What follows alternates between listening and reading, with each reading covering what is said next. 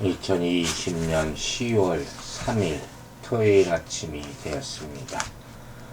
오늘 우리가 함께 묵상할 말씀은 창세기 42장 21절부터 28절까지의 말씀이 되겠습니다. 자, 21절 말씀부터 읽겠습니다.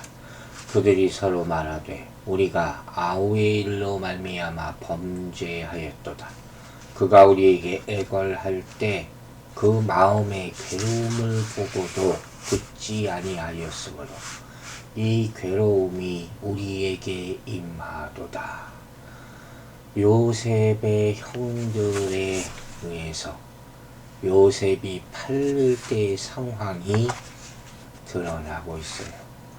20년 만에 그 장면이 그들 스스로의 고백 가운데 언급되는 참 안타까운 그런 장면이네요. 그때 요셉은 형들에게 애걸했죠. 살려달라고, 불쌍히 여겨달라고 간절하게 그랬을 거예요. 아마 형들이 그때 요셉의 마음을 봤다는 거예요. 그 마음의 괴로움을 보고도 팔아넘겼어요. 그 얼마나 참 형제간에 이게 있을 수 없는 일이죠. 그 마음, 요셉의 마음이 얼마나 두렵고 떨리고 간절했겠습니까? 지금 이 상황을 자기들의 입으로 얘기한다는 것은 뭐예요? 지금 그들의 심정이 당시 요셉의 심정과 똑같다는 것이죠. 과거에 요셉이 느꼈던 괴로움이 현재 그들의 괴로움이 됐다는 거죠. 자, 이제 모든 것이 드러나고 회복되어야 할 때가 온 것이죠. 막내 베냐민을 데려오지 못하면 다 죽는다. 지금 요셉이 이렇게 계속 압박을 했잖아요. 그러니까 이제 결국 우리가 이렇게 과거의 요셉에게 한 일 때문에 벌을 받게 되는구나. 이렇게 생각이 드는 것이죠. 어쨌든 잘못을 인정하기 시작하는 그런 포인트가 될 수 있습니다. 살기 위해서는 그들이 진정성을 보여야 된다고 그랬죠. 아마 이런 고백 가운데서 요셉의 마음이 또 이렇게 진탕하는 것, 흔들리는, 조금 마음이 누그러졌을 수도 있죠. 이들이 이제 그것을 기억하고 있구나, 후회하고 있구나, 그렇게 생각할 수도 있어요. 참 고난과 죄의 상관관계라는 게 있습니다. 죄의 값은 사망이죠. 언젠가는 결국 드러나야 되죠. 물론 모든 고난이 반드시 죄의 결과이지만은 않습니다. 의로운 고난이라는 것이 있습니다. 하나님을 위해서 당하는 고난, 그런 고난이죠. 하나님께서 신앙을 연단시키기 위한 방편 중에 하나로 고난을 허락하시기도 하는 거예요. 요셉의 측면에서는 바로 의로운 고난이 될 수 있고, 죄의 결과로 말미암은 고난은 요셉의 형들이 당하는 고난이다. 이렇게 분류할 수도 있을 거예요. 자, 22절입니다. 르우벤이 그들에게 대답하여 이르되 내가 너희에게 그 아이에 대하여 죄를 짓지 말라고 하지 아니하였더냐. 그래도 너희가 듣지 아니하였느니라. 그러므로 그의 핏값을 치르게 되었도다 하니. 자, 요셉이 알지 못했던 사실, 그는 알지 못했던 사실이 또 한 가지 드러나죠. 그때 요셉을 팔아넘길 때 르우벤이 동의하지 않았었다. 동생들에게 요셉에 대해서 죄를 짓지 말라고 했었음에도 그의 말을 짓지 않고 팔아넘겼죠. 우리가 전에 봤지만 르우벤은 이미 동생들에게 말의 권위가 없었다 했잖아요. 그 전에 아버지 첩 빌하와 간통했던 그 사건이 그의 뒤를 계속 붙잡고 있는 거예요. 다시 한번 또 큰 형으로서의 역할을 하려고 하는 것 같아 보이지만 어떤 면에서는 동생들에게 또 책임 전가를 하는 그런 모습을 아직도 보이고 있다. 이렇게 말할 수 있어요. 중요한 말은 여기 맨 마지막에 그의 핏값을 치르게 되었도다 하는 표현이 나와요. 핏값을 치른다. 표면적으로는 이 말은 그가 여전히 요셉이 짐승에 의해서 죽임을 당했다고 믿고 있는 거죠. 어떻게 되었는지 동생이 그 루벤이 잠깐 어디 갔다 왔잖아요. 그 사이에 이렇게 팔아버렸기 때문에 정확하게 알려주지도 않았던 것 같아요. 어쨌든 여기서 루벤은 핏값의 원리에 대해서 상기시키고 있는 거죠. 즉 당시 야곱의 아들들도 하나님이 가인에게 말했던 네 아우의 핏소리가 땅에서부터 내게 호소하느니라. 창세기 4장에 있는 말씀이죠. 그 말씀을 알고 있었다는 거예요. 피 흘린 자는 반드시 그 핏값을 받게 된다는 법칙이죠. 두려운, 무서운 법칙이죠. 그것이 떠올렸다는 거죠. 하나님은 죄에 대해서는 그냥 눈 감아주지 않으세요. 반드시 보응하십니다. 공의로운 재판장이시기 때문에 그분 공의로운 통치자이시기 때문에 죄는 대충 넘기지 않으시고 반드시 그 값을 치르게 합니다. 사랑, 용서 그것과는 다른 얘기예요. 십자가가 하나님의 공의를 나타내잖아요. 그러므로 우리는 죄에 대해서는 반드시 회개하고 넘어가야 돼요. 대충 덮고 사랑으로 용서하고 그가 아니라니까요. 구원은 하나님이 우리의 죄를 신경 쓰지 않으시겠다. 다 눈 감아주겠다. 이게 아니에요. 오히려 십자가는 하나님이 우리의 죄값을 대신 치르신 거죠. 그러기 위해서 무엇까지 내놓으셨습니까? 당신의 아들까지. 그것을 우리에게 일깨워 주는 거예요. 그 가치가 무엇인가 생각하게 하는 거예요. 어쨌든 부족하지만 르우벨을 비롯한 요셉의 형들이 자신의 잘못을 깨닫고 뉘우치는 모습을 지금 보이고 있어요. 요셉은 이로 말미암아 르우벤에 대한 새로운 사실을 알게 됐지만 그것이 요셉의 결정을 바꾸는 데는 어떤 영향도 미치지 않는 것을 볼 수가 있습니다. 자, 23절 보겠습니다. 그들 사이에 통역을 세웠으므로 그들은 요셉이 듣는 줄을 알지 못했다. 아직도 요셉이 자기 동생인지 몰랐죠. 또 통역이 중간에 있었다고 분명히 얘기하고 있어요. 그래서 이들은 요셉이 자기들의 말을 알아들을 것이라고는 상상도 못했을 거죠. 하지만 요셉은 그들의 말을 모두 듣고 있었다는 거예요.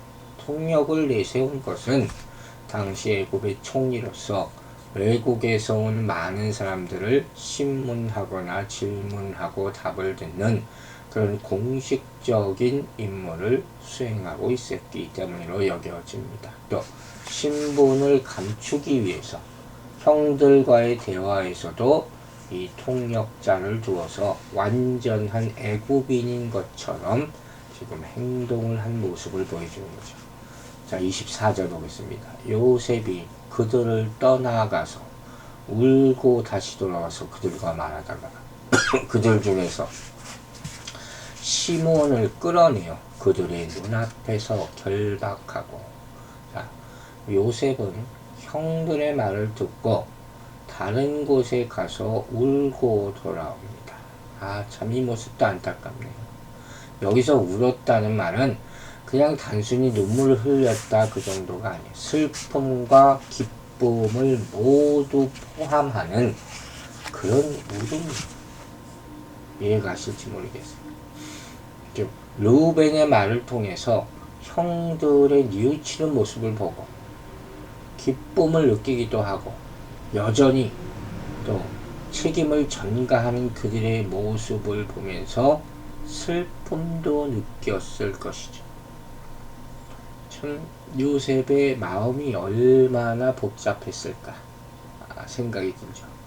그리고 이제 그들 중에서 시므온을 볼모로 잡아놓기 위해서 결박을 합니다. 첫째가 아니고 둘째 형인 시므온을 남긴 이유는 나타나 있지 않습니다. 어떤 사람은 또 시므온이 당시 요셉을 주동해서 그런 어려움에 빠지게 했을 가능성이 있지 않을까 이렇게 해석하기도 하지만 확실하지 않습니다. 요셉은 이와 같이 형들의 후회와 어느 정도의 회개의 모습을 보았지만 아직도 그들의 진심을 확인하려 하는 거예요. 여러분, 하나님은 우리가 완전히 거룩해지기까지 멈추지 않으십니다. 즉, 우리가 과거에 비해 변화되었다 할지라도 그것이 어느 정도 수준일 뿐이라면 거기서 멈출 수가 없는 거예요. 도달해야 될 거룩함의 수준은, 기준은 어디입니까? 하나님의 거룩하심이에요. 우리는 그걸 잊지 말아야 됩니다. 주님의 베푸시는 은혜라는 것은 우리를 그곳까지 인도하기에 충분하다는 것도 명심하시기 바랍니다. 그 거룩함에 이르는 성화의 과정을 계속 잘 밟아가시게 되기를 주의 이름으로 축원합니다. 25절 보겠습니다.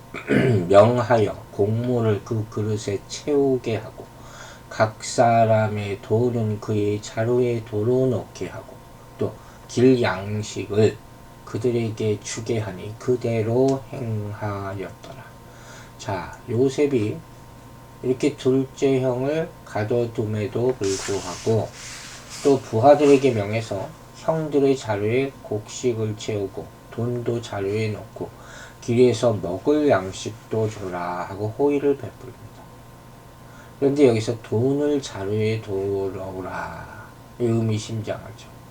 그들을 도둑으로 몰기 위한 것인지 아니면 시험하려 하는 것인지 자 이제 보게 됩니다.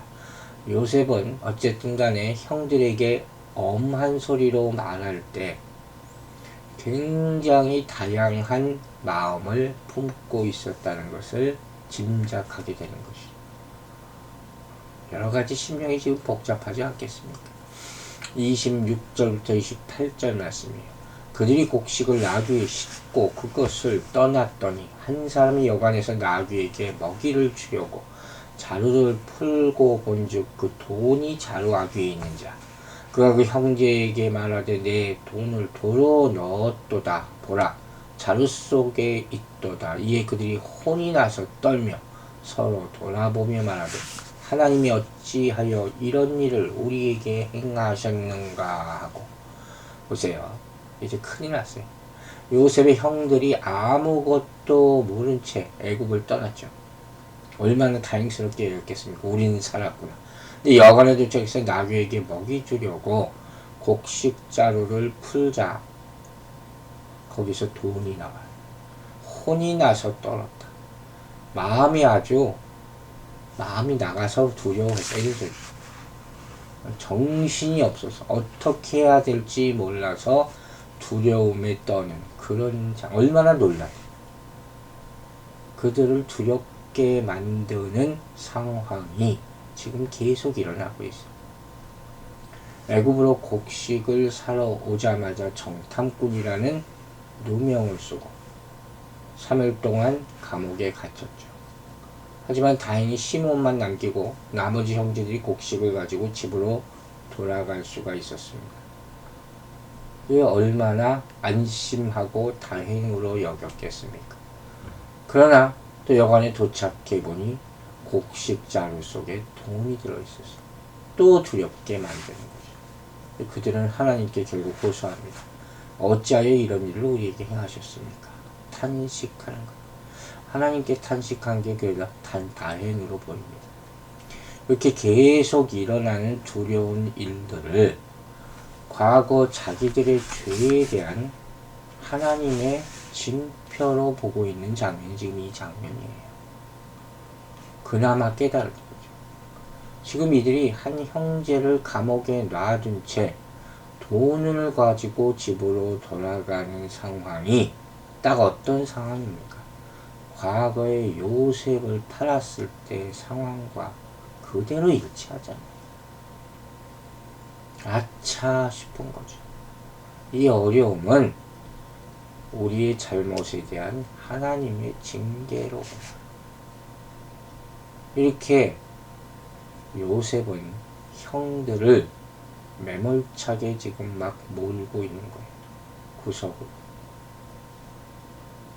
마치 이 모습은 심판하시는 하나님 같죠. 돈까지 발견됐으니 도둑놈으로 몰리게 생겼어요. 정탐꾼으로 완전히 몰리게 생겼어요. 그러나 참 이 상황 가운데서 그들이 떠올린 것이 바로 하나님을 경외하는 마음이라는 거죠. 참 다행이죠. 감사하죠.